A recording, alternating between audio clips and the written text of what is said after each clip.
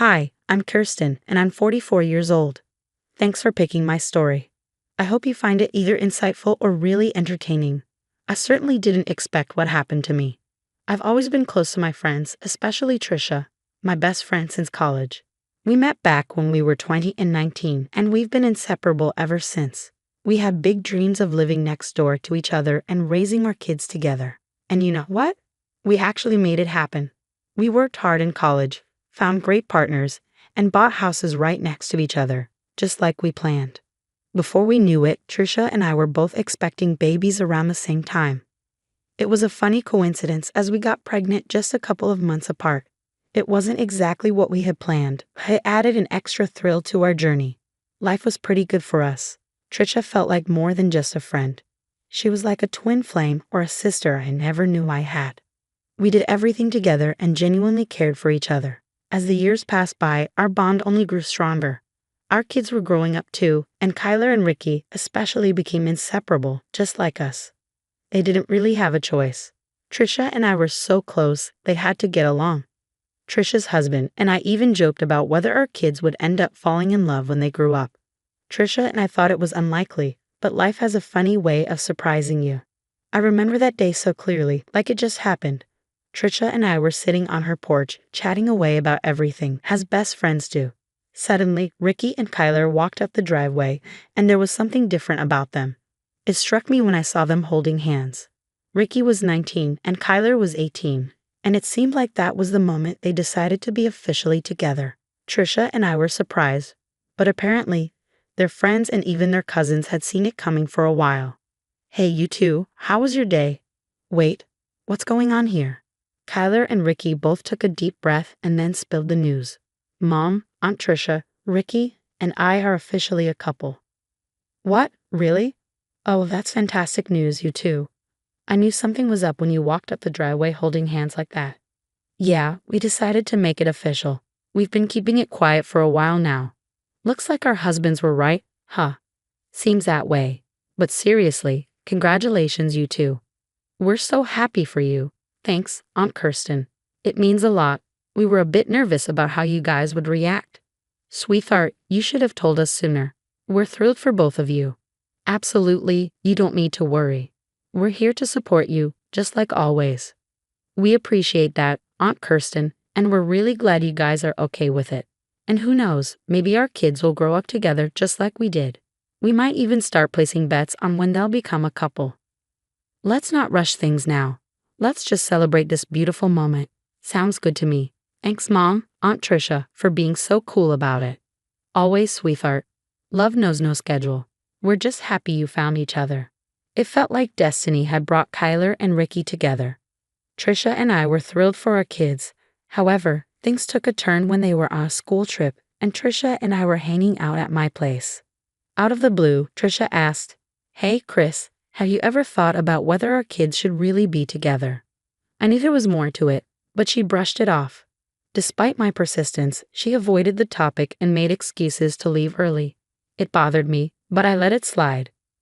Over the years, Trisha's unease around Kyler and Ricky's affection became obvious. I couldn't ignore it any longer. "Trisha, what's really going on?" She denied any issue, but I could sense her discomfort. I confronted her, urging her to open up. Despite her denial, I reassured her of my support and urged her not to shut me out. She insisted everything was fine, but I couldn't shake the feeling that she was hiding something. Once Ricky and Kyler announced their engagement, the chaos of wedding planning began. We threw ourselves into organizing the big day, but Trisha's involvement was noticeably lacking. She made excuses, leaving me to handle most of the responsibilities. While Trisha's behavior wasn't entirely unexpected, it surprised Ricky and Kyler. They assumed Trisha and I would be inseparable in the planning process. Instead, it felt like I was managing everything alone. Trisha's increasing distance became more obvious as time passed, and Ricky started confiding in me about her unusual reactions. Every time Kyla came up, he couldn't shake the feeling that Trisha wasn't entirely happy about their marriage. "Have you talked to her about it?" "Yeah, I have. She keeps insisting that everything's fine when I know it's not. I don't understand why she's acting so strangely. Despite our concerns about Trisha, we had a wedding to plan, and there was no time to dwell on her negativity. Ricky and Keela were excited to celebrate their love, and ensuring their special day went smoothly became my top priority. The anticipation for the wedding day was intense after weeks of careful planning. Despite our efforts, Trisha, who had been mysteriously absent leading up to the big day, seemed to cause unexpected disruptions. Each accidental spill or dropped item added to the chaos, and the timing seemed too coincidental to ignore. It just seems too convenient, don't you think? As we gathered in Keela's dressing room with the other bridesmaids, I found myself constantly shuttling between there and the venue, balancing the exhilarating responsibility of organizing the event with the exhaustion it brought. While making my rounds around the venue, I paused at the door of Keela's dressing room. The voices inside were quiet, and my curiosity got the best of me. Kyla was talking to Trisha, and it seemed like the other bridesmaids were out of the room too. "What's going on, Trisha? You've been scarce, and your behavior. It's been strange." As I listened in, hoping for an honest conversation, what I heard stunned me. Trisha opened up, revealing her true feelings, and they weren't good. She was unhappy with Keela, criticizing her decisions and questioning if she was suitable for Ricky. It hit me hard. My lifelong best friend seemed to harbor serious negativity towards Keela. "I've never approved of you, Kyla. Do you think you were raised properly? Do you think you're worthy of my son? You don't deserve him. I hate that this is happening. How can you say that? I had no idea you felt this way. You must have known. I've been uncomfortable around you for a long time. Then why didn't you speak up? Why wait until my wedding day to unload all this? If you had a problem with me, why not talk to me instead of making me out to be the villain? Not a chance. I won't ruin my son's happiness because of my issues with you. Even if he doesn't see your value now, he will eventually." It was like a punch to the gut. I couldn't believe Trisha had been keeping these resentments hidden, and her odd behavior on the wedding day seemed to stem from these deep-seated disapprovals. The gravity of what I overheard hit me like a ton of bricks. Someone I trusted so much was concealing toxic emotions. The joyous occasion of the wedding now felt tainted by this unpleasant truth. Feeling stunned and wounded, I had to decide what to do. I barged into the room, only to find my daughter, tears streaking down her face. Seeing Keela in distress ignited my anger, and I unleashed it on Trisha, demanding to know what her issue was. I was seething with fury, feeling betrayed and wounded by someone I consider family. "What on earth is going on, Trisha? What's gotten into you? Are you out of your mind?" Trisha seemed taken aback, probably not expecting my abrupt entrance. I didn't care. I needed answers. The atmosphere in the room was tense, with everyone else remaining silent, likely shocked by the sudden confrontation. But I paid no heed to their reactions. All that mattered was unraveling this mess and salvaging what was left of the wedding. "Trisha, tell me what's happening. Why is my daughter crying on her wedding day?" "Kirsten, it's nothing really. Just some pre-wedding jitters." "Jitters? Come on, Trisha. I heard your conversation in there. You can't deceive me." "You've misunderstood, Kirsten. I was simply telling Keela about the stresses of weddings, you know." "Don't lie to me, Trisha. I heard you mention something about Ricky not deserving Keela and ruining his life. What's that supposed to mean? Do you think I raised my daughter poorly?" "No, Kirsten, you've got it all wrong. I was just expressing concern, offering motherly advice." "Motherly advice? Making my daughter cry is your idea of advice? Trisha, you're supposed to be my best friend. What kind of friend talks negatively about their bestie's daughter on her wedding day?" "Kirsten, I had no more excuses. Trisha, you've been a terrible friend, and I won't tolerate you ruining my daughter's special day. If you can't be happy for her, maybe you should leave." We continued arguing, and Keela was attempting to fix her makeup. Eventually, Trisha left, embarrassed and unable to accept responsibility for her actions. It was truly eye-opening to witness. "Why would she do this to me, Mom? What did I do?" "I don't know, sweetheart, but one thing's for sure. It's not your fault. Trisha's acting childish, and she's clearly envious of you." "I mean, why bring this up now? Like you said, if she had a problem, she should have talked to you. But she knows her excuses for disliking you don't hold water, or else she wouldn't have behaved so terribly." Kyla shed a few more tears, and I reassured her that everything would be all right. Then, I had a sudden idea. "I just thought of something. We're going to teach that woman a lesson, but only if you're okay with it," I said, seeking Kayla's approval. I outlined my plan to expose Trisha's true nature, which immediately lifted Keela's spirits. She agreed it was a perfect plan and urged us to act swiftly to give Trisha a taste of her own medicine. With the plan in motion, we proceeded with the ceremony, trying to maintain a sense of normalcy. Throughout the event, I kept an eye out for Trisha, who appeared increasingly uncomfortable. Good.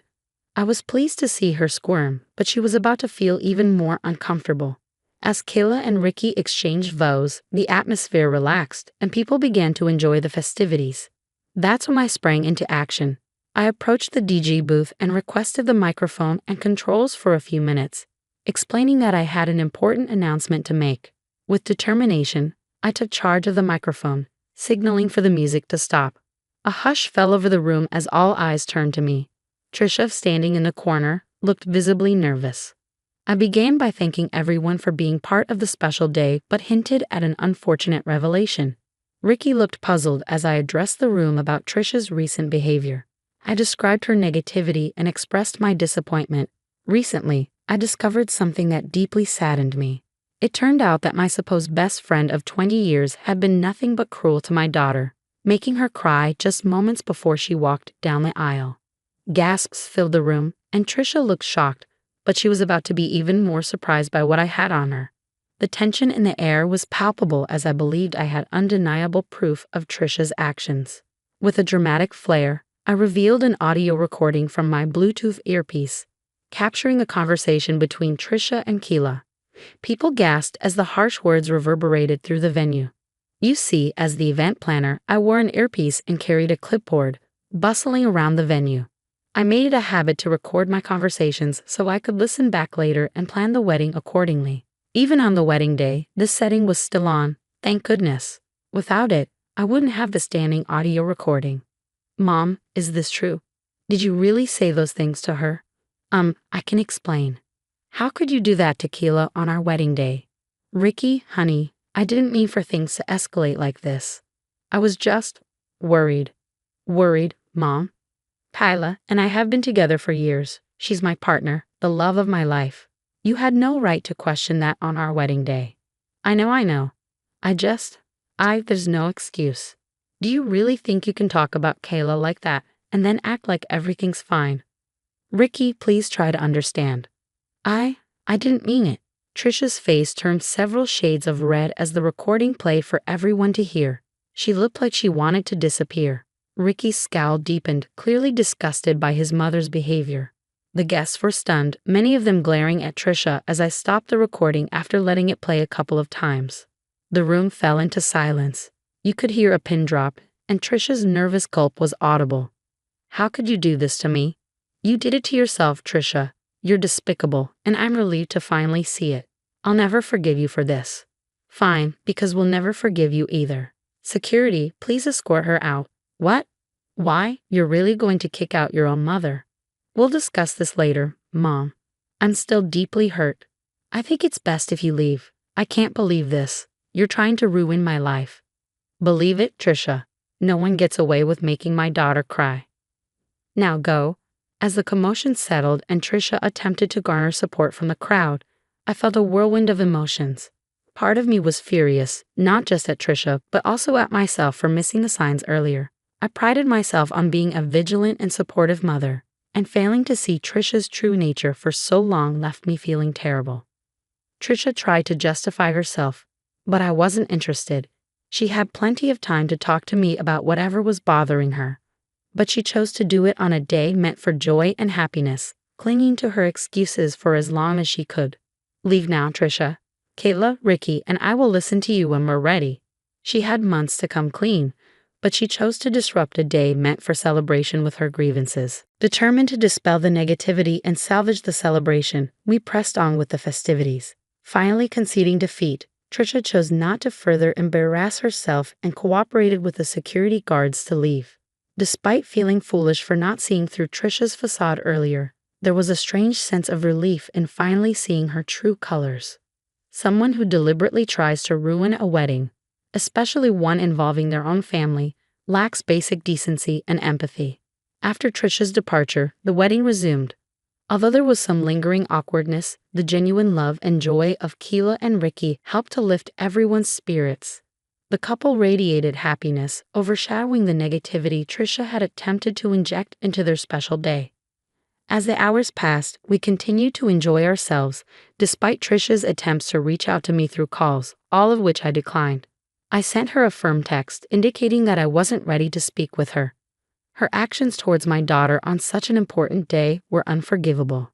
Even Trisha's husband appeared visibly upset, choosing to leave the wedding early, presumably to have a serious conversation with her. I didn't know how things would unfold, nor did I particularly care. My priority was supporting Keela and Ricky, ensuring that despite the hiccup, their wedding day remained a cherished memory for them. As the night wore on, I couldn't shake off the anger and disappointment at Trisha's betrayal. I made a vow to shield my daughter from any future harm, even if it meant severing ties with someone I had considered a best friend for years. Trisha had chosen her path, and I had chosen mine, one that prioritized the happiness and well-being of my family over toxic relationships.